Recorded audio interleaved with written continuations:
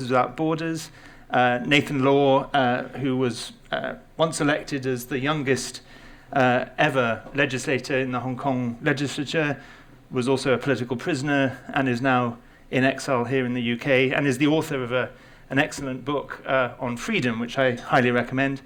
And Steve Vines, a very distinguished journalist and broadcaster who lived in Hong Kong for 35 years, was a broadcaster on, among other things, RTHK, the equivalent at one time of the BBC, no longer, and the author of another excellent book called Defying the Dragon. And I'm Benedict Rogers. I'm the co-founder and chief executive of Hong Kong Watch. And it's a great privilege for this event which to be co-hosted by Reporters Without Borders, Hong Kong Watch, and the Frontline Club. And I'm really grateful to the Frontline Club for both co-hosting the event and opening up this wonderful venue to us. I'll just say a few words of background and context as to why this event has come about, and then I'll start with some questions to our panel. Earlier this year, in fact in the last week of April, Hong Kong Watch published a report, which I have here, called In the Firing Line, the Crackdown on Media Freedom in Hong Kong, which you can find on our website. And in that report, we trace the steady and then indeed more rapid and dramatic erosion of press freedom in Hong Kong. We look at police brutality against journalists and photojournalists and media workers during the 2019 protests. We look at the closure of, or forced closure of Apple Daily and the imprisonment of many of their journalists and executives, Stand News, pressure on other media outlets, the inside story, which I hope Steve will comment on, of what has happened at RTHK, Radio Television Hong Kong. And basically this report paints a picture of the dismantling of press freedom in Hong Kong. About a week, in fact I think almost exactly a week after this report was launched, Reporters Without Borders published its press freedom index for this year. And I'll let Azzurra tell you what's in that index, but it very much, I think, confirmed what we were seeing, but produced some very shocking data on the decline of press freedom in Hong Kong. And all of this is to say that basically over the last 2 years, Hong Kong has gone from really having one of the most vibrant, most lively, most noisy, most open media in Asia, and from being a city that was one of the most open cities in Asia, to now being a police state where there is very little, if anything, left of an independent media. And so I would like to, so having produced these two reports, Azzurra and I thought it would be really good to team up, to come to the Frontline Club. What better venue to talk about press freedom than the Frontline Club? And that's why we're here tonight. But I'd like to start by asking Azzurra perhaps to say a bit about the press freedom index and what it says about Hong Kong. And then I'll ask Nathan and Steve to comment on both these reports, and then we'll open up the discussion from there. So Azzurra, welcome. Thanks, Ben. And I mean, you've sort of given a bit of a context about where we're at and how this all came about. I think I should probably caveat that when we had the launch of your report, I actually knew the situation of our press freedom index in Hong Kong, and I was a little bit tight-lipped, but gave a slight indication that actually what we were about to see was the biggest decline of any country on our press freedom ranking ever. So to give you a bit of context about Reporters Without Borders and what we do, we run an annual World Press Freedom Index. And this year marked our 20th anniversary of our index. We rank 180 countries based on their approach to press freedom. And when we started our World Press Freedom Index in 2002, Hong Kong was ranked at 18th, which arguably is a fairly good score considering, for example, this year the UK has ranked at 24th. So 18th is what I would consider a good approach to press freedom. Maybe there's some conflict, maybe there are some issues, but for the most part, journalists are able to report freely and particularly safely. And in our 2022 World Press Freedom Index, Hong Kong was ranked 148th. anyone quick at math, that's a decline of 130 places. Now, we're only ranking 180 countries, so as you can imagine, it's a pretty shocking tale of actually what's going on in Hong Kong. Now, at Reporters Without Borders, we also published a report just last year called The Great Leap Backwards of Journalism in China. And it looks at the Chinese regime's approach to journalism and really focuses on how that's impacted Hong Kong as well. So these two reports together, I think, come up with a really clear conclusion that actually there is no longer press freedom in Hong Kong. We've come together and we've both said, look at the people we're interviewing, look at the amount of journalists who have had to flee Hong Kong out of fear of persecution, out of fear of imprisonment, and together concluded that actually Hong Kong no longer has press freedom.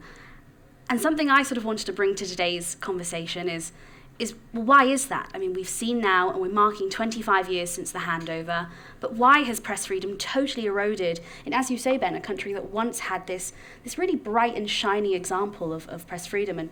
And Stephen and Nathan, I'm sure, can talk more about that. But in both your report and in our report, we really look at the national security law. What this looks like, what this does to silence journalists, what this does to censor journalists more than anything. And one case I'd like to discuss with you all briefly is the case of Jimmy Lai. He's the founder of Apple Daily, and he's currently charged under the national security law in Hong Kong. He's currently going through the judicial process, currently in prison. And the likely and very sad truth is Jimmy Lai will probably remain in prison for the rest of his life.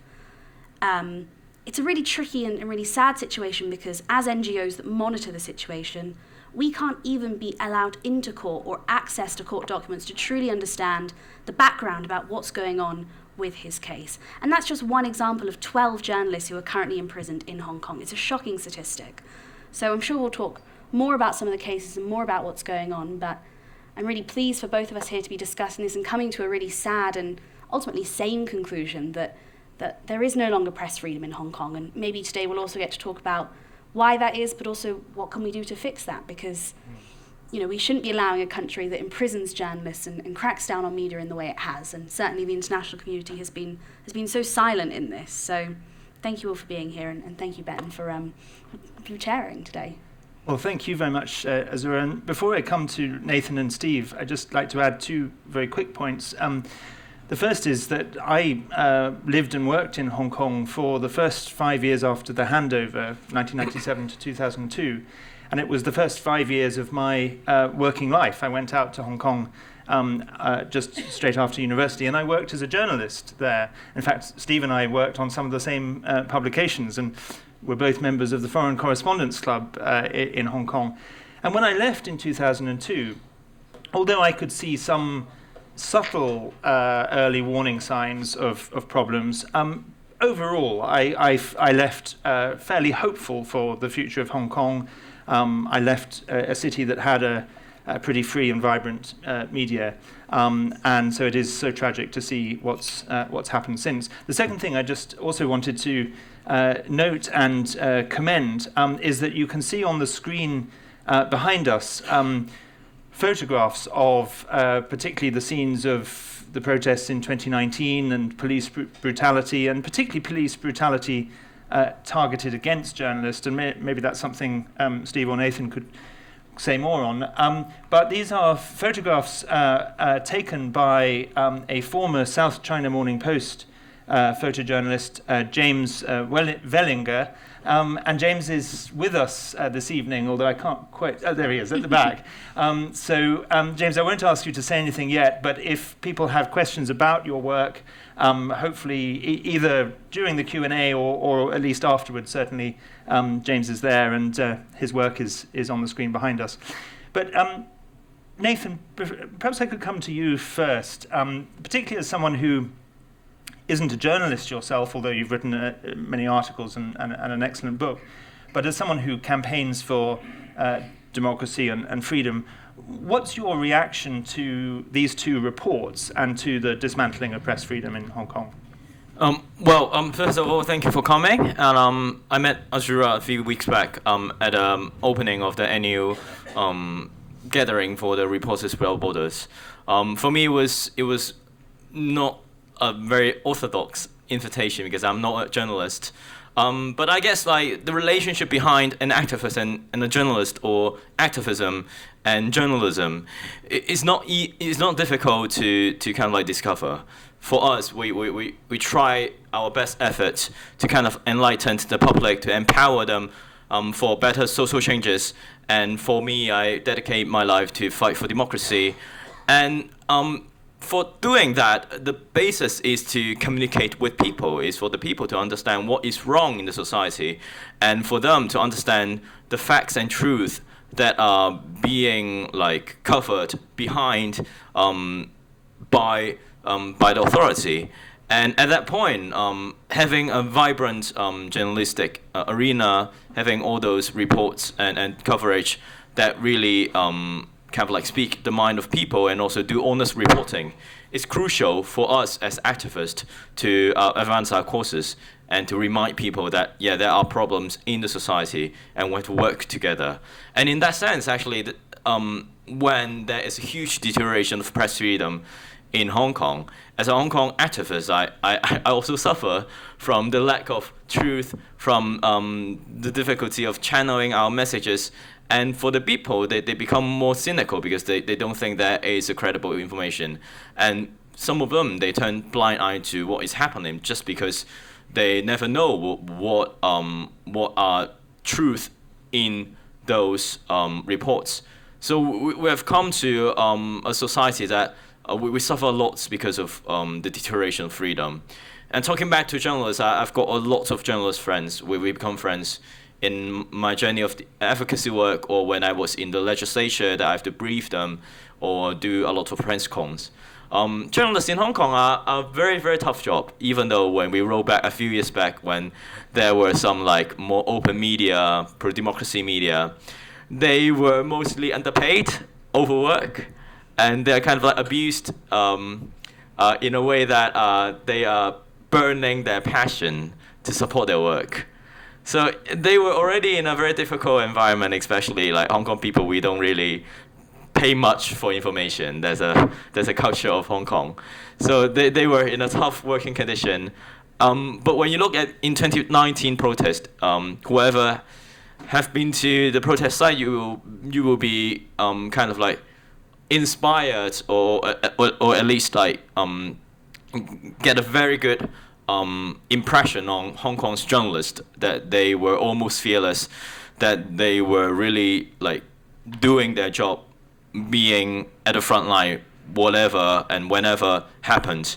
And there were a lot of my journalist friends who caught a lot of like chronic disease after huge exposure of tear gas, a kind of like chemical weapon to them when you are exposed for such a long time. Some of them coughing blood, some of them having some more symptoms developed, but they still were there to just to witness and to report and to communicate. So at the end of the day, we really have to understand the condition. And for now, some of them they switched their path. They went to do McDonald's, went to do cafe. There were a lot of reports trying to like discover when all these media in Hong Kong, which are more independent, pro-democracy, when they are disbanded, where are these reporters going? And you could see that they are also switching path. But at the end of the day, they still have a heart for Hong Kong and wanted to continue. So it was a tragic situation, and many of these experiences are actually very personal. Like we look at data, we look at grand narrative of a deterioration of freedom, deterioration of press freedom, but a lot of them are lived by humans, by people, by passionate people with a lot of traumas and suffering. So maybe that would be something Stephen would be much more aware of. Thank you very much, Nathan. Steve, you worked for 35 years in the media in Hong Kong.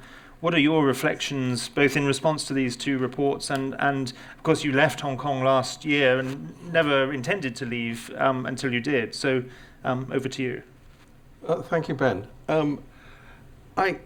These incidentally this is an excellent report, and the data that's compiled by Azzurra's committee is invaluable, and it's widely used and it's considered to be authoritative. So I'm not happy to say that Hong Kong is in such a dismal place in the listings.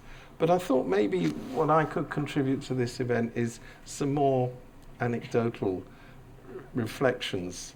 You know, when I first came to Hong Kong, I came with the Observer newspaper as their Southeast Asia correspondent. And I came to Hong Kong for several reasons. One is it was easy to get in. To become a journalist, there was no obstacles. There was freedom of information. There was no fear of a policeman turning up on your door at 6 o'clock in the morning to take you to jail. Hong Kong, of course, has superb communications, so you could travel around the region. And, you know, I'd go to places like Indonesia, like Thailand, like the Philippines, where freedom of expression was never on the table. It developed in all of those places, incidentally.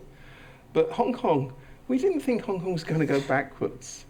And I remember going particularly to Singapore, which has an absolutely abysmal record for media freedom, and talking to journalists in coffee shops, you know, those outdoor coffee shops they have in Singapore, because nobody wanted to talk to you inside a room that could be bugged or people could overhear you.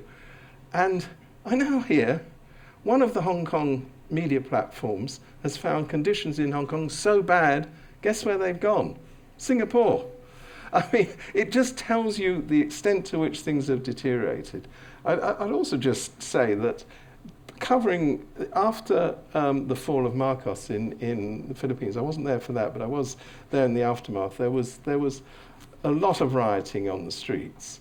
And, you know, it's quite hectic there. And at one time, I actually do believe it was by accident, the police turned a whole volley of tear gas on us, the journalists, which was followed by the head of the Metropolitan Police Force saying, "I'm so sorry, this was an accident. You're going to come and have beer and lechon, you know, the roast suckling pig with us," another threat, and, you know, make good. Can you imagine anybody in the Hong Kong police who was standing on the front line being called cockroaches by the police force, being sprayed in the face with tear gas? Not me personally, I hasten to add. Other colleagues, particularly photographers, I'm sure James can talk about this, because, you know, photographers have to be in close proximity to the action. And, you know, the relationship, I can only say, with the police was toxic, and we were there to record what was happening. We weren't there to make things happen. And there you come to the crux of the matter. The job of a journalist, in my view, is, you know, there are such a thing as campaigning journalists, and good luck, I think it's a wonderful thing to be, but by and large, the job of the media is to report, to reflect what's happening, the actuality of what's happening. And in Hong Kong now, one of the most dangerous occupations is journalism, unless, of course, you take the Beijing dollar and, you know, you're prepared to be a stooge for the regime. That's actually quite lucrative, and some of the least useful people in the journalist profession are now rising steadily up the ranks, because, boy, what an opportunity for the dregs to rise to the top of the pool when all the decent journalists have fled or are no longer employed. And just speak briefly about working at Radio Television Hong Kong, which, as Ben says, is the public broadcaster. Was the public broadcaster, not a public broadcaster now. It's being transformed into a propaganda organisation, and every dictatorship has such a thing. You know that in the mainland, of course, the media has been controlled ever since, I was going to say ever since 1949, but in fact the Kuomintang were also very big on controlling the media when they controlled China, and they were very big on controlling the media in Taiwan, incidentally. But Radio Television Hong Kong was deeply hated by the pro-Beijing politicians and other people who were close to Beijing, because they couldn't get it into their heads. Why was a publicly funded body criticizing, holding to account, and reporting on the many things that were done by government? They couldn't understand why that was happening. And now they've had their day. They've installed a new regime of, I call them commissars, because these aren't people with any broadcasting experience whatsoever. All they have is political credentials, firing someone there, demoting someone here. I would go in to do this program that I was presenting, the only, at the time I left, the last remaining current affairs television program produced by RTHK. And I'd come into the office once a week to do this program. Sea of empty desks, sea of empty desks. What's happened to so-and-so? Oh, she's gone to Australia. What's happened? It was very depressing. What are we going to put in the program this week? Don't put it in an email. We'll discuss it. We were then, you'd go outside the building to discuss what you could and you couldn't do. The program was pre-censored, and up to the point, it wasn't a live program, so up to the point of transmission, the commissars were taking things out of the broadcast. I was solemnly warned never to wear a black tie, which would suggest mourning, or a yellow tie, which would suggest sympathy with the protest movement. I don't actually possess a yellow tie, but I didn't wear it anyway.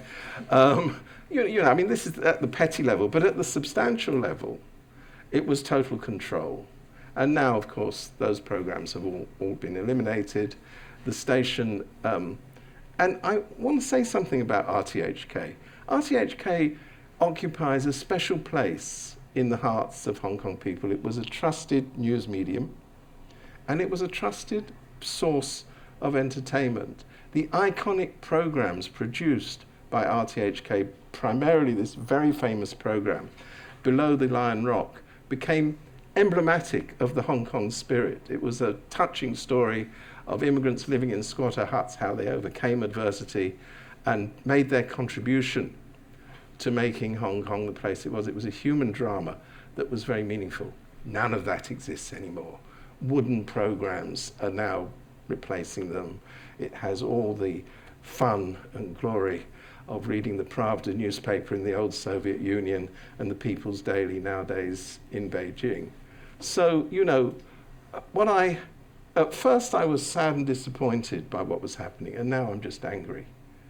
It's just a question of anger. These people have set out to destroy a thriving society, and to do so they have to curb the means of communication which allow people to know what's going on.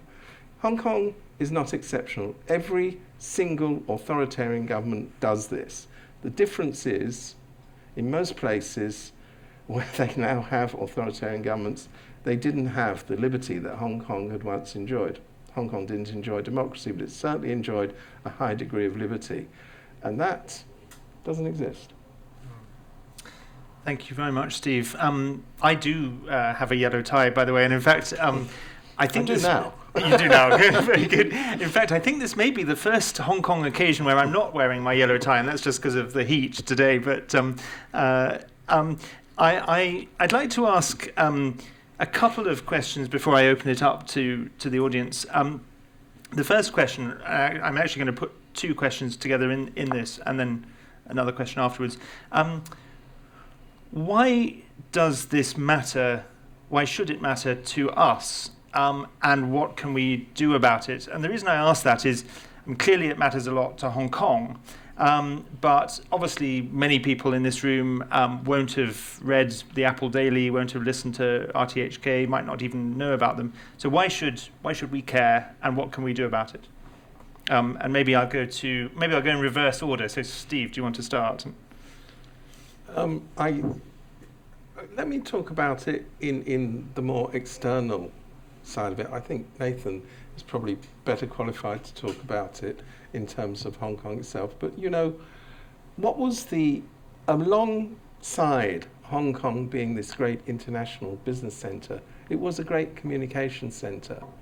Again, I just have to look at it through my own eyes. When I first arrived, there were correspondents literally from all over the world. They had centres of Central Bureau covering the whole of Asia in Hong Kong. And most importantly, they had a number of people stationed in Hong Kong covering the mainland, because the main way of getting news out of the hermetically sealed world of the Chinese communist regime was almost always via Hong Kong. People either arriving, or people, even if they hadn't arrived, literally smuggling out information into Hong Kong, which found its way into the media. So Hong Kong had a totally disproportionate influence both on the region, but particularly on the dissemination of information from mainland China. It's no coincidence that the now scrapped Human Rights Press Awards, which have died a lamentable death at the hands of the newly improved Foreign Correspondents Club, was not just an award for Hong Kong. It was a reward. It was a vehicle for acknowledging human rights reporting throughout the Southeast Asia region. And I think that it also has a significance because everything is joined up. Why are big investment banks in Hong Kong? Why are big financial institutions in Hong Kong? Because unlike other places where they operate, they don't have free access to information. They cannot be sure, they couldn't, I have to put now everything in the past tense, they couldn't be sure that all their communications weren't being monitored by external sources who had no business monitoring them, etc., etc. So you go to a centre with a free flow of information because it also makes business sense. In fact, it's essential if you want to run international an international business operation. That's all gone. Well, so we can all look at Hong Kong in a very global perspective. It has its global implication. It is one of the steepest decline in terms of media freedom, and maybe you can say that in terms of freedoms that a city has, and it has experienced so much authoritarian impact. It makes its deterioration of freedom such a strong case to argue that we should really be careful of our own city, whether our freedoms and democracy could be eroded if we do not hold power to check. And when the power of the Chinese authoritarianism is across border, how we can do it, and we can kind of like how we can protect our democracy and freedom through the case of Hong Kong, through the lens of it. But also, I think when we talk about to the UK, to the British people, and that there's a connection of Hong Kong to this place, which exceeded the very generic way of looking into Hong Kong. So I've been to the UK for 2 years. I'm an exile activist. I'm now a wanted fugitive in Hong Kong under national security law and some of the other charges because of my peaceful advocacy work for democracy. And if I were to go back to Hong Kong, I would face decades of imprisonment. So I've lived in the UK. I became a refugee here. I've talked to a lot of people who have their connection to Hong Kong, which the number of it really exceeded my expectation. Some of them I talked to, they were born in Hong Kong, they grew up in Hong Kong, their families are still living in Hong Kong, they have relatives there, they have good friends there. There's a kind of like personal connection of the British people to Hong Kong was actually quite shocking. It made me understand that why the BNO scheme, which offers many Hong Kong people a citizenship scheme in the United Kingdom, has got so much popularity and support because when we have that connection, what happens in Hong Kong is no longer just a piece of news about a place in another half of the world. It makes you connect and relate, and you want to do something, and you want to understand more. So I think going back to the question, when you have that kind of connection, when you understand that the British society or the country has that kind of connection, no matter it's because colonial guilt or whatsoever reasons, then you should have some kind of like credible information and channel of information of understanding it, and that is why preserving some of our media in Hong Kong, the action itself is precious to many of us, and of course, looking into Hong Kong. When we understand more about Hong Kong, we understand more about our neighbors because we've got an influx of Hong Kong people. For the past 15 months, we've got more than 110,000 Hong Kong people coming to the UK, becoming the British citizens, and they're going to be involved in the same cultural events, political events, in your neighborhood events, just like all of you. And if you have more understanding of what they've been through, why they have left Hong Kong, or the language they speak, you don't greet them by like saying "ni hao," which is Mandarin. Hong Kong people do not speak that in our daily life, but instead greet them with "ni hao" or just "hello," just in a way that they speak their language. They immediately feel welcomed, and they understand that, oh wow, we have a very welcoming society and neighbor, and makes them feel more comfortable living here and thriving and living the second part of their life, which can ease their anxiety and make them feel more free and safe.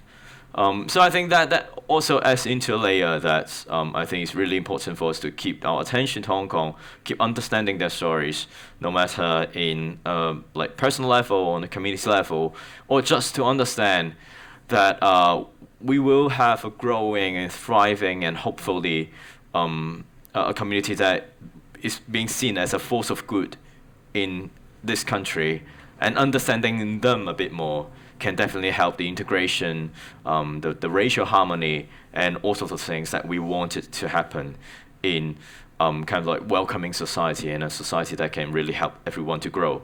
So I think that also adds an interlayer that is really important to understand Hong Kong, and there are some already moved out reporters that they are forming their new media in the United Kingdom, especially working on the news of Hong Kong. So these are also the media that you can support and all of us can support. Absolutely. Just before I go to Azzurra, if you want to make Hong Kongers in the UK feel really welcome, say Guang Fuk Hong Kong, Si Doi Gag Ming. There's a protest slogan. Yes, yeah. Exactly. Azzurra.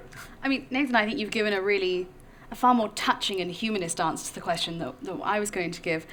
I think on a sort of a journalistic front, when we see so many journalists imprisoned, silenced, censored, ultimately, we here in the UK lose the right to know of what's actually happening in Hong Kong. There's no longer the free, independent media that feels like they can properly speak out on what's going on and what's the political situation. So I think that's something I'd really like to raise, that ultimately if we see so many journalists struggling in the way they are at the moment and being silenced and being censored, we're losing out because we don't fully understand and truthfully understand what's going on in Hong Kong. I think on a more basic level, I think exactly what you said, Nathan, that we see now so many Hong Kongers here in the UK, here in London particularly, and we need to know and we need to care because we need to find ways to integrate them to be part of our community and help them essentially build lives here when they've been forced out of their home country. So I think it's really twofold, and I think they're both really important points, but I think there's probably a lot more importance to the second point that you raised. Absolutely. Maybe I could just add one additional comment on the question that I asked, and then I'll come to my last question and then open it up. In terms of why it matters, I agree very much with all of you, but I think there's one other point, which is that actually the Chinese Communist Party regime is increasingly threatening our own freedoms. And I'll just share some very quick personal anecdotal experience. Nothing that I've experienced remotely compares with what people in Hong Kong have experienced or exiles like Nathan have experienced. But nevertheless, I've been a bit on the receiving end of Beijing. In 2017, I was denied entry to Hong Kong very publicly. And that was long before the national security law. I then have received a succession of really very silly, but vaguely threatening letters to not only to me, but also my neighbours in the suburb of London where I live. It was a new way of getting to know my neighbours. And even my mother, who lives in a different part of the country, started receiving anonymous letters telling her to tell her son to shut up. And her response was to laugh and to say she gave up trying that many years ago. But then more recently, and I think more seriously, even though the enforceability of it is very limited, but I think it is serious in the sense of the threat it represents, not just to us but to civil society in this country. Hong Kong Watch and myself personally have been directly threatened under the national security law in Hong Kong, which has an extraterritoriality clause, which means that supposedly it can apply anywhere in the world.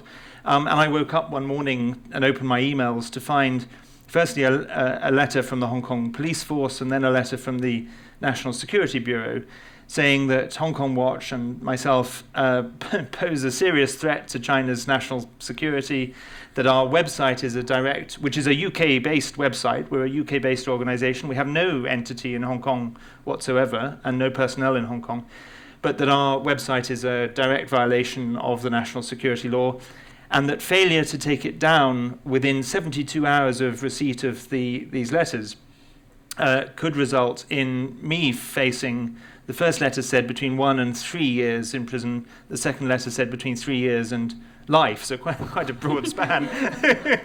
Now, obviously, there's nothing they can do to enforce that, except in a worst-case scenario, I probably have to be careful where I travel. I mean, obviously, I can't.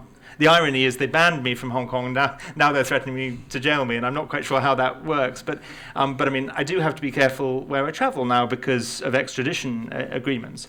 And so I think that's why I share that, not because of what it says about us, but because the point of principle that it does affect us. And I don't think we'll be the only ones. I think we'll see more of this. I mean, even Ben, we were talking about this just before we came on stage, that Jimmy Lai, who I mentioned earlier, all his international legal team have received the exact same similar threats. And Stephen, you said this is just a pattern of behaviour, of really threatening anyone who dares go against the regime and who dares speak up against it. So it's quite interesting. In that case, what you see is them using unofficial channels to cause concern. I mean, I think it's quite clear that, what Azzurra's talking about is that there's an international, there's lawyers in London who are defending Jimmy Lai actually outside of Hong Kong. They're not even going to the Hong Kong courts. They've never been to Hong Kong. They've never been to Hong Kong. And they're being threatened by people who claim that they're part of the national security outfit. They're probably not, because the authorities want plausible deniability. But they want to make the threats anyway. They want to create uncertainty. I'm sure Nathan can tell you how many activists who are living here today in a place where we have rule of law, who are receiving messages, who are being asked to come for cups of tea with helpful people who will guide them back to the line of righteousness. I mean, the Communist Party operates under this united front system where they use what Lenin marvelously called useful idiots to promote the cause and to help them in ways which, if it blows up in their face, they say, oh, goodness me, we know nothing about this. Oh. Absolutely, absolutely. Let me ask one last question myself before I open it up.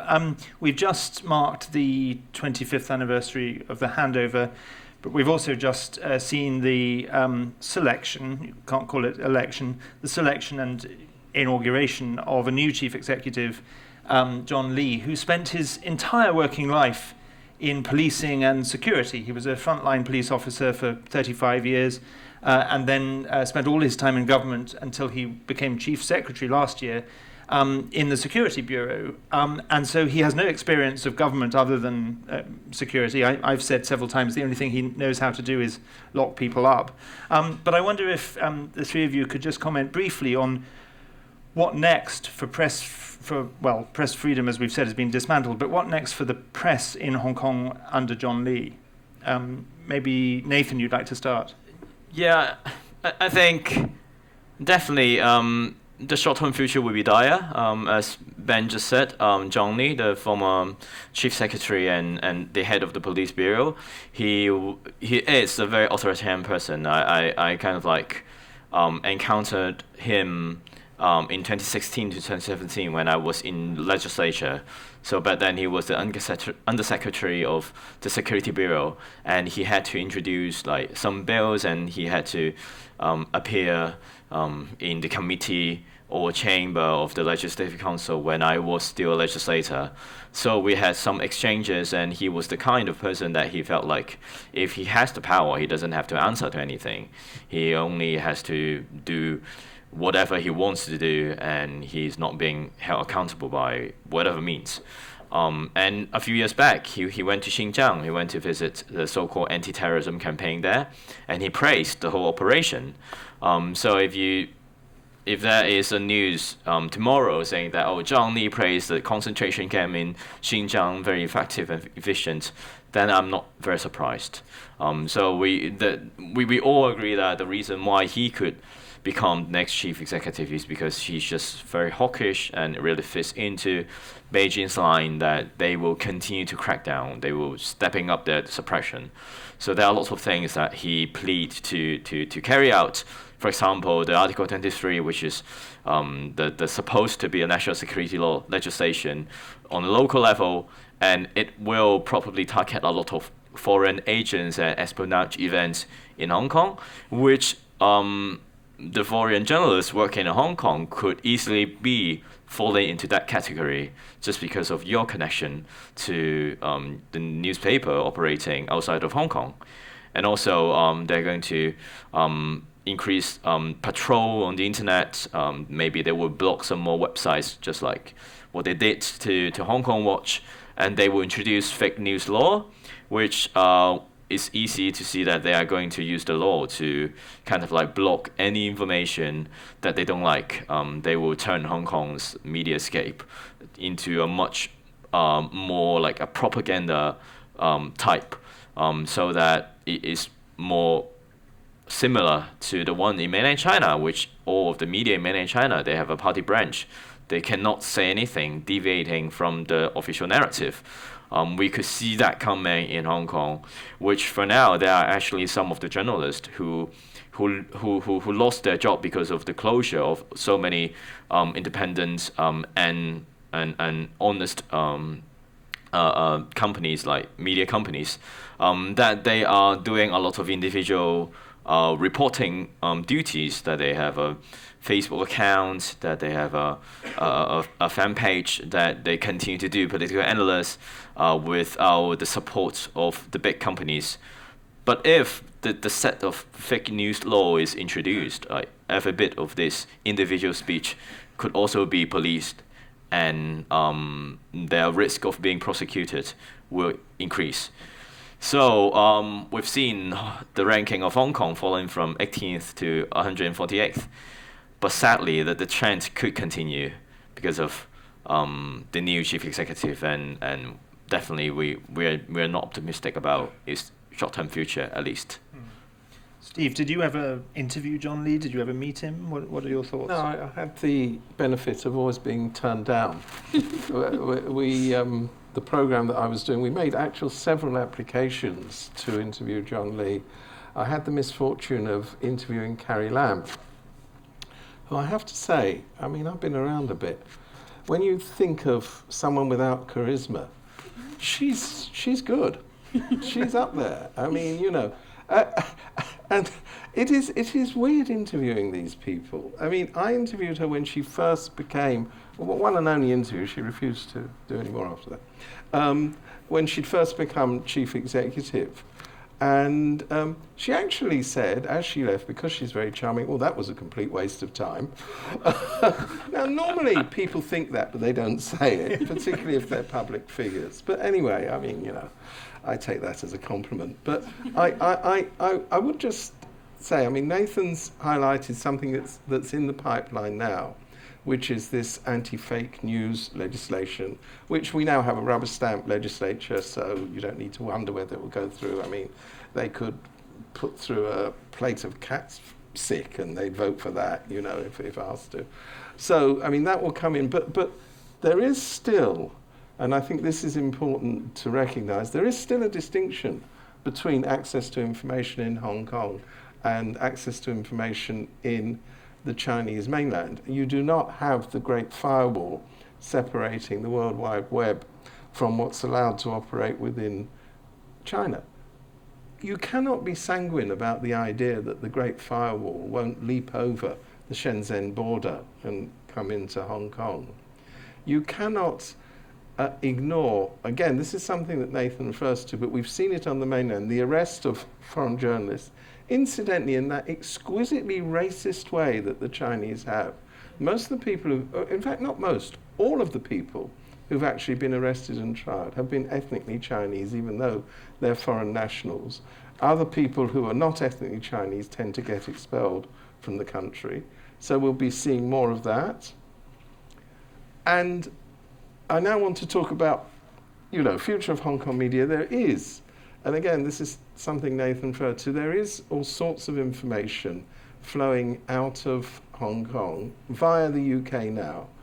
I'm involved with an organisation called the Hong Kong Media Professionals Association, which we're hoping to launch formally very soon, whose aim will be to support journalists in exile, to promote the dissemination of information and to highlight the extermination of press freedom in Hong Kong. There's lots of people on Facebook broadcasting, some quite boringly, but to a great extent, every single day of the week. Unfortunately, as far as the general audience is concerned, it's almost entirely in Cantonese. There's not much in any other language.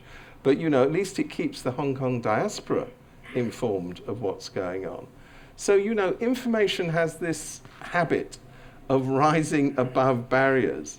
So what we will have, and I'm now trying to think of the future, what we will have is media in exile providing much of the role that the media in Hong Kong once was able to provide in terms of holding the government to account and disseminating information. The problem, of course, is, and I'm well aware of this, is that when you're not on the ground, it's just not the same. It really isn't. And it's highly constraining not to be able to be there, but you work with the tools you've got. If the only tools you've got are to operate from outside the boundaries of Hong Kong, that's what will happen. There's many talented Hong Kong journalists that I know here in the UK, but I know of some in Canada, I know of some in the United States. So, there's a big diaspora of journalists out there who want to carry on working for the interests of Hong Kong media freedom. Absolutely. Azzurra, some final thoughts on this question from you? Well, I suppose I can offer one shining beacon of hope. We see John Lee is coming into Hong Kong, but there is someone who's leaving who I think is a fairly good piece of news. So Michelle Bachelet is the UN Commissioner for Human Rights, and she recently took a trip to China.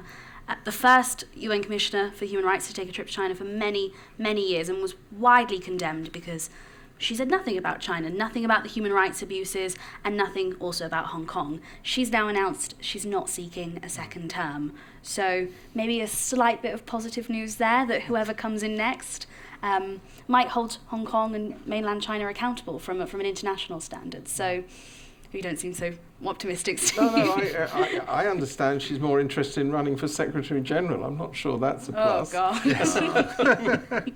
Let's hope that doesn't happen. Let's hope. But isn't this bizarre? This is somebody, she is somebody who came from Chile, who was, during the period of the Pinochet dictatorship, an active member of the resistance to the dictatorship.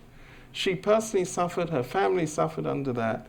And people like that, I kind of hold them to a higher standard. She goes to Xinjiang, it says nothing. Yeah. Everything fine, all good here. Those concentration camps. Yes. And I mean, from what I understand, her father was jailed in Chile. She was under house arrest with her mother. She ought to empathise. It's completely shocking. But luckily, I think she has taken the criticism, or she doesn't want to hear the criticism anymore, and won't be seeking a second term. Yeah. So all we can hope and all we can advocate for is that whoever comes in next and whoever is in these positions of sort of authority in these international organisations and organisations like us and events like this, we can continue to really shine a spotlight on what's going on. I mean, in terms of other optimistic points about the future of media in Hong Kong, I think you made a great point that there is a really bustling community in exile, and as tragic and as sad as that is, there are still people that are really determined to spread a light on what's happening, to share the news, to discuss what's going on. So I think whatever we can do to support those individuals, we certainly need to continue doing. Absolutely. Just a final quick anecdote to underline what we've been saying so far, and then we'll go to you. I remember when I worked as a journalist in Hong Kong between 1997 and 2002. At one point, I forget which year, but probably around 2000, 2001, I wrote a column in the newspaper that I was working on about a very well-known Hong Kong figure. She's still well-known. She hasn't retired quietly, Regina Ip. She was the Secretary for Security at this time. And I wrote a piece criticising her about something. And what was the worst that happened in response to my piece? Well, the worst that happened was that she bumped into my editor at a reception, I think that same day or the next day, and she'd obviously read my piece, and she complained to my editor that Ben Rogers has written this awful piece. And my editor came back to the newsroom laughing and said, "Oh, Regina's not very happy with you," and we all just laughed, and that was it. All she did was moan to my editor, and I'm sure that happens, in any open society, and they're free to do so, but the editor's also free to publish. If I wrote what I was writing about her then, if I wrote that now, if I was in Hong Kong, I'm pretty sure I would be jailed or thrown out, or it just wouldn't even be published. And that illustrates just how far things have changed. But let's open it up to you for any questions. I believe there's a roving mic. So who would like to go first? Yes, lady in the front row here. If you just wait for the mic. I'm told that we can obviously hear you without a mic, but because of the online broadcast, we need a mic. So,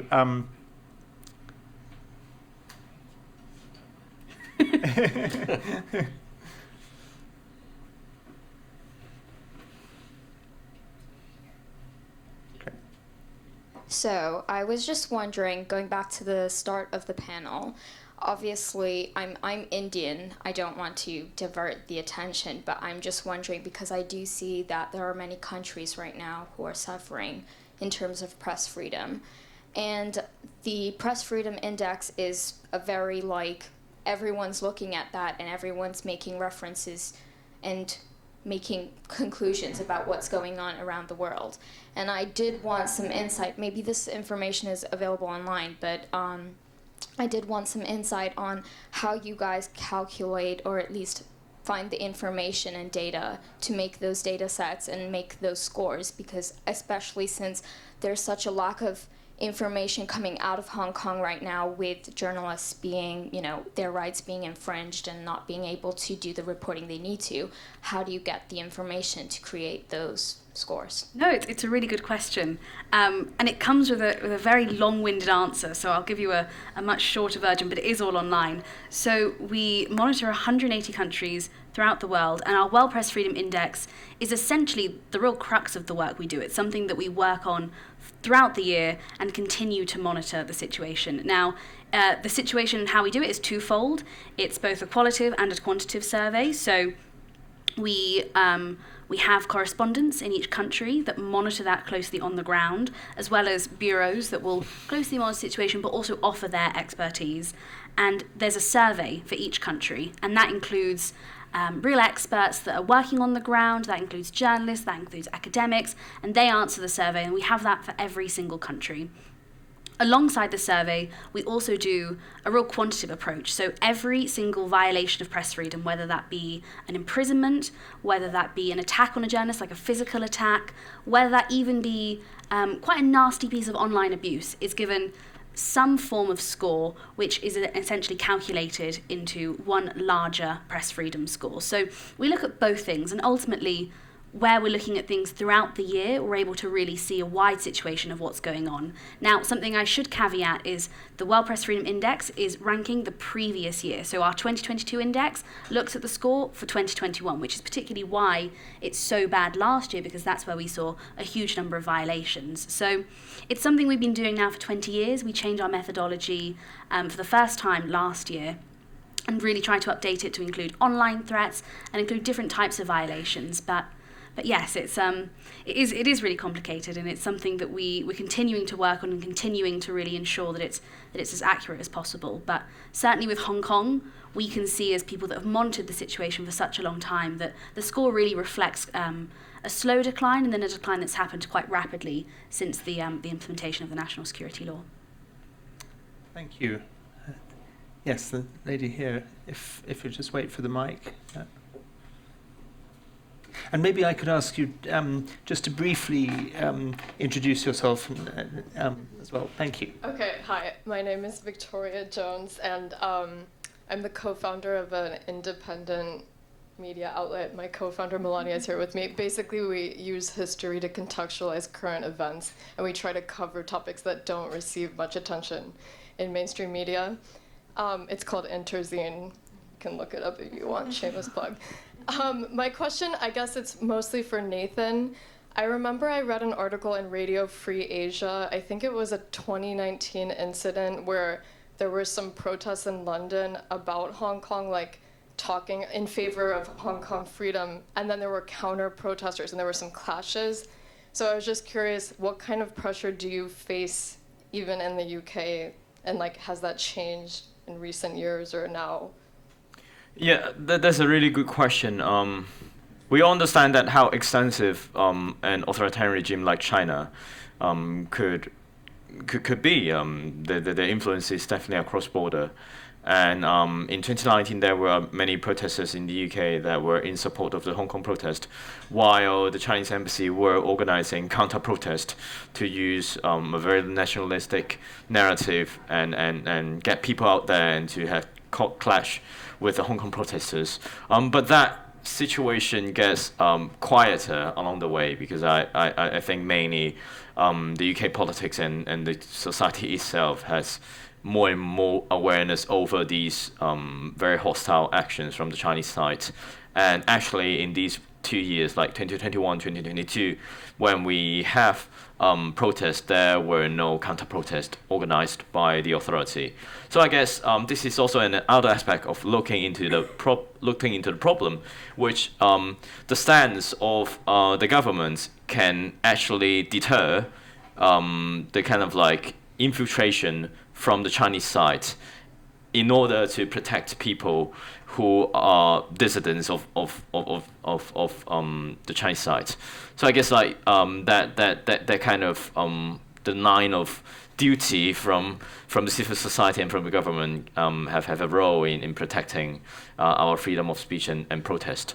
For me individually, I think most of the threats are online, and for me it is quite omnipresent. I cannot be very sure that I'm safe all the time, but luckily for the past 2 years, especially after I got the asylum status in the UK, I haven't been in any physical threat or violence, which I'm grateful, but I would suspect that does not mean I'm out of China's watch. I think they're just like don't want me to make a fuss because of harassment and small scale attacks, but I would suspect that there's always some kind of like potential and could be very dangerous threat waiting ahead of me. Yes, the gentleman at the back there.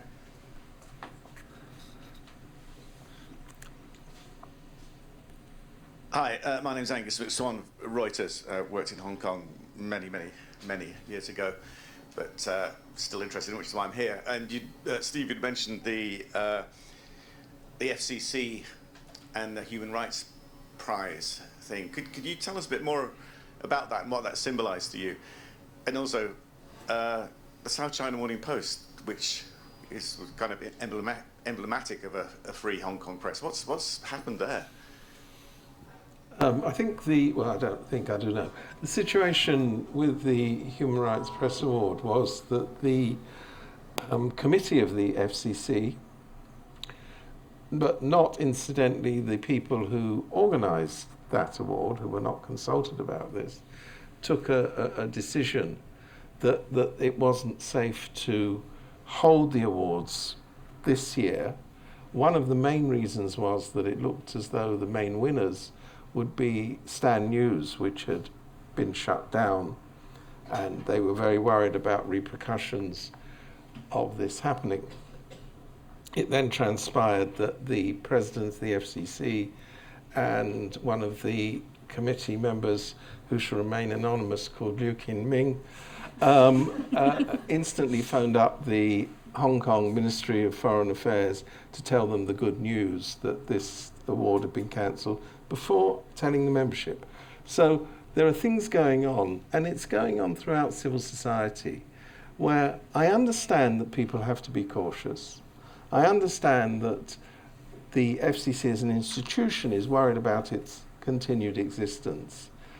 But the reality is that by volunteering to collapse, I don't believe that you will make life easier for yourself. On the contrary, I think once the authorities realise how very easy it is to intimidate people, their attitude always is, well, I tell you what, let's do something else. You know, that was... Anyway, so that's gone. They handed it over to some obscure Midwestern university in America to run it. Nobody's ever heard of them. I assume it will die a very unceremonial death now. It's a big blow, because for people working in the media, this was an important point of recognition, but more importantly, it was a symbol of the fact that in Hong Kong you could recognise work of that kind on press freedom. The South China Morning Post has always been fascinating to people who read Hong Kong's English language media. As I'm sure many of you know, it had its glory days under Rupert Murdoch when he owned it. It actually made vast sums of money. In fact, it was supposed to be the most profitable paper in the Rupert Murdoch stable. And remember, that includes some quite profitable newspapers.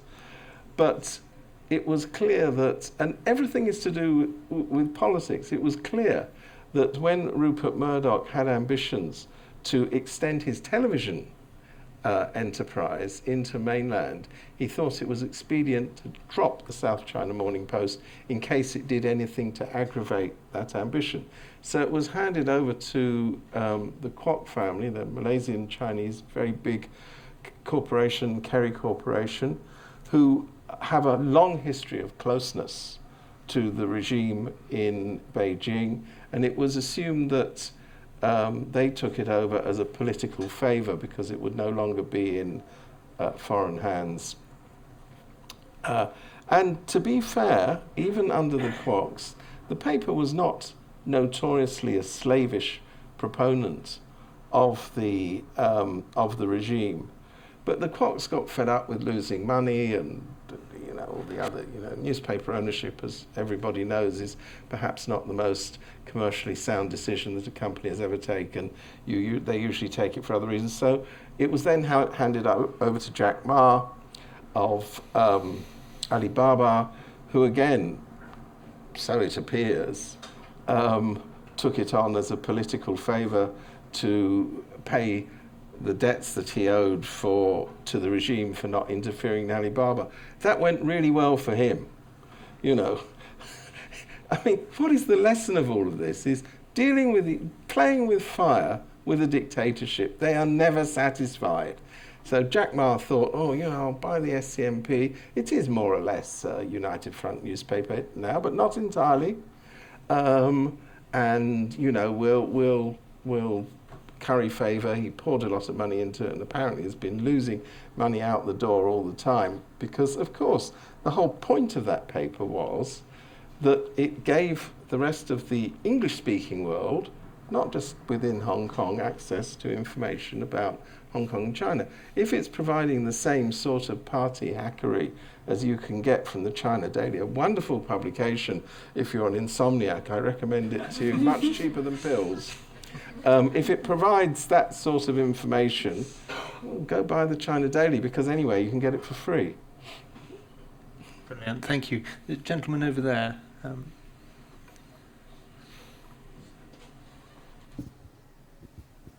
Yeah, thank you. My name's Frank Wingate, and I lived in Hong Kong and worked in Hong Kong from 1980 to 2000 in media-related areas. I think one of the very few things our recent government's got right is allowing our Hong Kong friends to come and settle here. As I say, one of the very few things they got right, but that's to be applauded. I was a bit shocked to hear from all four of you there, that the tentacles of Chinese control are reaching out here into Britain. Have you alerted our government to this kind of problem, and what's their reaction? Are they taking a stand on this or doing anything about it? So perhaps I could respond to that, and then any of the rest of the panel, please add to this. So in our own case, yes. I mean, firstly, with the when I was denied entry to Hong Kong in 2017, a certain Boris Johnson was Foreign Secretary at the time, and one of the few things that I'm grateful to him for is that he did make a very strong statement, and it was raised on both floors in both houses of Parliament. And I said to members of Parliament, don't make it about me, make it about Hong Kong and about the principles that are at stake, and they did. Similarly, when I've had these threatening letters, I've kept the Foreign Office Hong Kong desk as well as my local police informed, just not in the expectation that they'll do anything, but just so that they have a record. And then in the case of the national security law threats that Hong Kong Watch and I received, I have to say, all credit to her, Liz Truss put out a very strong statement specifically on that, and it was quite well covered in the media. So in our own case, yes, they have responded, and similarly we have raised with them actually the much more important issue of the security of Hong Kong exiles, people like Nathan, and maybe I can ask Nathan to say whether what the government has done on that issue. I think for now the difficulty is they don't really have the mechanism or the policy to oversee or to kind of like to work on these infiltration or foreign threats. Christine Lee, I don't know whether the name rings an alarm. He or she was reported to be a Chinese spy that she kind of like donated to politicians. She hosted parties. She was in one of the parties like a role of like Chinese organization, Chinese community that she played an important role in that. And at the end of the day, the authority in the UK sent letters to the parliamentarians warning them about these infiltration and foreign agents activities without putting a charge on her because there are no mechanism to handle that. So I think that would be something the government should review if we think that is an important aspect. And to be honest, the kind of like united front activities that we use to describe a line of work that Chinese government used to promote their propaganda, infiltrate into foreign society and carry out the political mission. There are indeed not that much discussion and mechanism that our society could handle it. So I guess it's something that requires a lot of knowledge, understanding to the Chinese operation, but also kind of like implementation of new policy or even laws to be effectively coping with these threats. Can I just add a small thing to that? I mean, it's not just the physical threats to people. This network of influence that China has been using in Britain and other countries during that wonderful golden age of relations that David Cameron so wisely introduced between Britain and China, they allowed Huawei to come in as part of Britain's telecommunications infrastructure. I mean, can you believe it? They've been kicked out now. In various universities, they've set up Confucius Institutes, which are a backdoor for Chinese influence into the academic world. In newspapers in Britain, papers, I was going to say respectable papers, but like the Daily Telegraph, they used to run supplements, which were paid for by the propaganda department of the Chinese Communist Party through its various agencies. I mean, the good thing is that there's so much more transparency and so much more awareness now of this soft power undermining of our democratic values that I think it's much more difficult for China to do what it's doing, but it's not for want of trying. I mean, you know, they claim they couldn't care less what foreigners think of them, but they're spending a hell of a lot of money in not caring. I very much agree, Steve, that it was very bad a few years ago, and people like me were really regarded by our government, not just by Beijing, but by our government as a real sort of fringe, marginal nuisance. Now there are a lot more people in Parliament and in government who are saying the kind of things that we've been saying for years. And just a couple of quick examples to illustrate how things have changed. I mean, I was informed recently that during his 1 year as Health Secretary, Sajid Javid did two things. He banned Hikvision cameras from NHS and health department buildings, and he took forward an amendment to the health bill that effectively will ban PPE, procurement of PPE that may have been made by Uyghur slave labor in China. So those are two very good things to have done. I mean, we should have done them a long time ago, but it's good that they've been done. And similarly with the Telegraph, I mean, the Telegraph has gone from publishing not only the supplement, but also the Chinese ambassador at the time, Liu Xiaoming, every other week. Yeah, exactly. And now its columnists are vigorously anti the not China, but the Chinese Communist Party. I mean, people like Charles Moore, Juliet Samuel, and various others. So that's a welcome shift, but we need to do more. But let's go to another question. Yes, the lady there.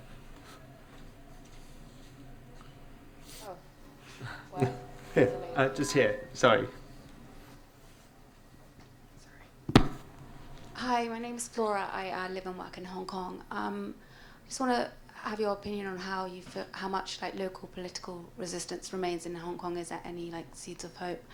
And for you, Nathan, how have you found integrating in the UK? And can you speak of like other Hong Kongers' experience living in the UK and adapting? Yeah, for the first part of the question, I think for now we all understand that it is very risky to do any focal or very provocative political activities, and most of the activists, they're either in jail or in the process of going to jail or have finished serving the jail time.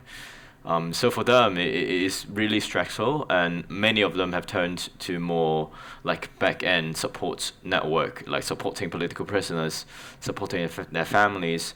They're doing much more convoluted work on like reading groups, getting into more kind of like cultural thing. I think for now, the very politically provocative activities or mass gathering in Hong Kong is really rare. And it's easy to understand because of the political climax. And all sorts of these resistance figures are facing so much persecution. But of course, in the future, we would definitely see the time now as a low point of the political movement, and people need a period of time to get used to these red lines, to these really severe limitation. And it doesn't mean that all of their motivations and momentum have died down. I think it's just a matter of stage and phase. It's definitely in a very icy stage, which people are unable to do anything, basically. But on the other hand, regarding to the life of Hong Kong people in the UK, for me, I'm definitely not an example to be looked at, because I came here through the asylum process, which most of the Hong Kong people came here through the BNO's visa. For me, I've been doing a lot of advocacy work, doing a lot of conferences and things like this. And because of security reason, I had to live a more discreet life. I don't have much social life as the others. So for me, it's all about how I can utilize my position and the recognition that I'm very privileged to receive throughout the time to put more spotlight to Hong Kong. And for the others, I think most of them who've come, we're talking about hundreds of thousands of people, I think they've been doing quite well. It is not a country that are very difficult for Hong Kong people to comprehend, because of a lot of different historical connection with it. And for most Hong Kong people, we come here with capitals, and we come here with talents, and we're kind of like an injection of certain vacancy that the countries have left. There are of course some of the others who I don't think is majority of Hong Kong people who kind of like struggling and in terms of accommodation, job, and things like this. But I think we've already grown a very bottom-up organic Hong Kongers community in the UK in such a short time. And I've seen a lot of Hong Kong people, they've already registered community interest companies in their respective borough of a neighborhood. They're having a lot of self-help group. They're doing voluntary work with the community. They're talking with the local government about all sorts of things of Hong Kong people. And some of them, they extend their service to kind of like taking cases for people who are struggling. For Hong Kong people who are struggling in their area. So I guess like the kind of civil society experience that we had in Hong Kong really do have an impact of how we come together and how we kind of like grow our Hong Kongese community in the UK, which of course there are a lot of people who are trying to make the community more united, more stronger, but also we are a very outgoing community that we really have the tendency of getting into the community, like getting to know about what the other neighbors in the community look like and make friends with local people. So I would say that it's not something that I think there will be a huge crisis, but of course we need more support, especially to those who come here with traumas, who suffer from the movement, and those people are the ones who needed help. Steve, do you want to? Can I just give you one example of Hong Kong people's determination to integrate? And remember, Hong Kong is a society of immigrants. Most of the people who've come here are actually descended from immigrants. So, you know, they understand displacement. But I went to a conference last week and I was told that, I think it was Ben was there as well, but we both there, that 80% of the Hong Kongers in Wales have expressed an interest in learning Welsh. I don't think 80% of the English who live in Wales have expressed an interest in learning Welsh. There's others in Liverpool who are learning Scouse, and good luck with that. But you know, Hong Kongers are fantastically adaptable people. I mean, I know in my area, I get fish from a Hong Konger, haircuts come from Hong Kongers. You know, there's a community. I live in a small town. That all of those people are in touch through a signal network, the signal, you know, that one. It's thriving, and I mean, I don't have any doubt that Hong Kong people can look after themselves. I also, incidentally, don't have any doubt that Hong Kong people are going to make a fantastic contribution to Britain. Just to add to that, to illustrate the spirit of Hong Kongers, I've, in recent months, come across at least 2 or 3 Hong Kong journalists who have just taken it upon themselves to go off to Ukraine and spend quite long periods in Ukraine reporting freelance from there. And I also know a Hong Kong church pastor who has made 2 humanitarian aid trips to Ukraine, taking supplies over there. And you know, Hong Kongers face their own challenges in Hong Kong and indeed in settling into a new life here, and yet they're going off to help Ukraine, and that says so much about them. I think we have time for one last quick question, if there is one, and I'll go to the lady at the back there, and then we'll have to wrap up with this answer, with this question. Thank you. It was just China presents a very sort of glossy image, particularly in countries in Africa, for example. You know, presents itself as a very modern country, and I was just wondering if you or any of your organisations are doing anything to counter that narrative in terms of pointing out some of the dreadful things that are happening, and of course, loads of dreadful things are happening throughout Africa as well. But are you doing anything to inform people about some of the negative side of Chinese rule? You mean in Africa? Yes. Maybe I can start. I mean, something that I think, and I think we've all been quite conscious of this, is it's not the Chinese people that when we're talking about China or the Republic of China we're talking about. It's very much sort of the state.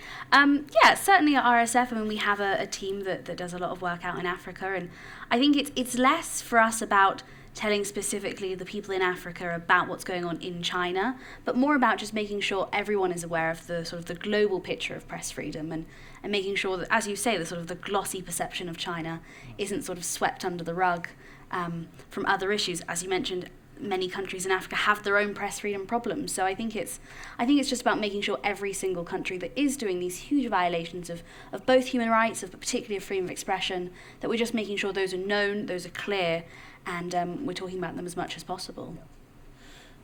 Ethan, do you want to make? Yeah, definitely. Like, China has a huge influence, and actually they've planned a lot of kind of like aid programs and all sorts of things in the 60s last century in order to kind of like get the support of these developing countries. And for me, it's definitely difficult for me to have that kind of reach to those regions. But I would suspect that there's a tendency for the Chinese government itself to exploit themselves there. I just read a news report, I think it's from BBC, saying that there are some Chinese businessmen in some of the African countries that they sell service which some of the Chinese customers could pay for them, and they will recruit a group of children there to speak something like, for example, "Happy Birthday" in Mandarin, as a way of like entertainment and kind of like a surprise for them. And there were occasions that that Chinese businessmen in these regions who taught these children words to ask them to speak, to kind of like undermine themselves, to discriminate themselves, saying that they are more inferior class of people, and that really triggered a huge scandal. And though that Chinese businessman was arrested, and a lot of things about how the Chinese government regime actually promotes a lot of racist attacks to African people in China, and also those appalling racial attacks to like Uyghur people and Tibetan people. I think also that there are occasions that these authoritarian regime they kind of like backfired, and they just make a fool of themselves, and we capitalize these mistakes that they made in order to make sure that people understand the nature of that regime. It is not just what they have portrayed, but what they have done. And don't forget that in places where China has a lot of influence, they don't need to. Nobody from outside needs to tell the people there the malevolent nature of their influence. A lot of the protest movement in Myanmar at the moment has been targeting Chinese state entities.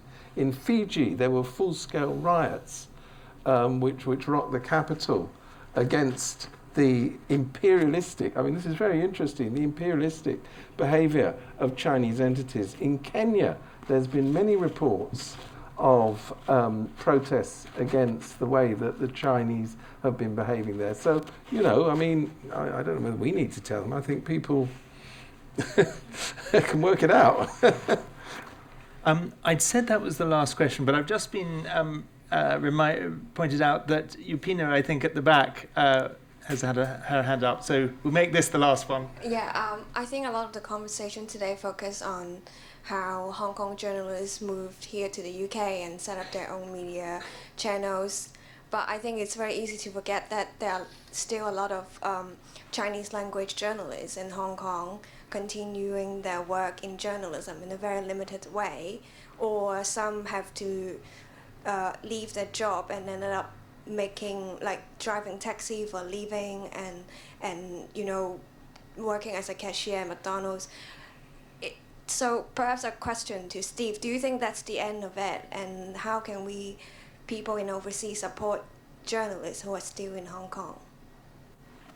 Well, I'm very happy you raised that, because it is a very real thing.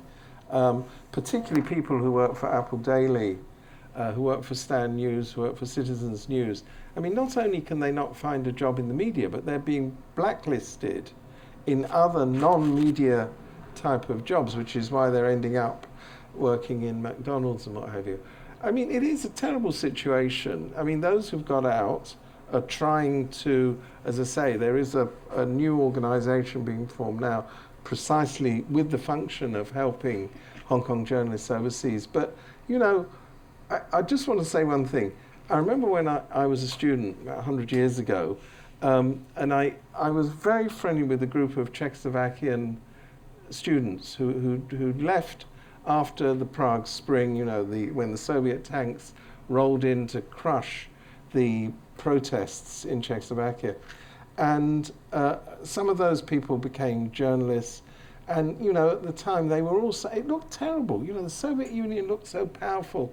And they all said, no, we are going to go back to Czechoslovakia.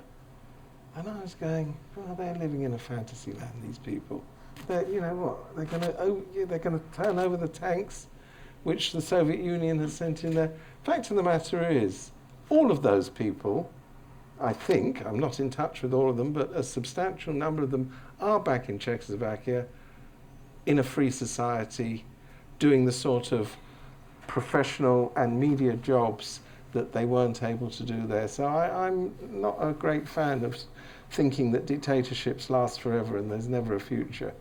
The point is to keep the spirit alive.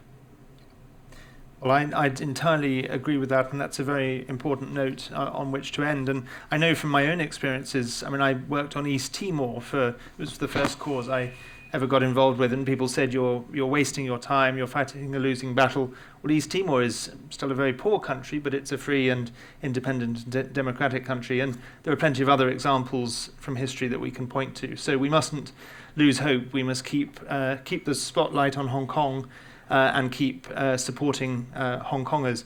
So I just want to thank all of you very much for coming. I hope that if you haven't seen them already, you'll take the time to go to both our organisations' websites and look at the reports that we've talked about.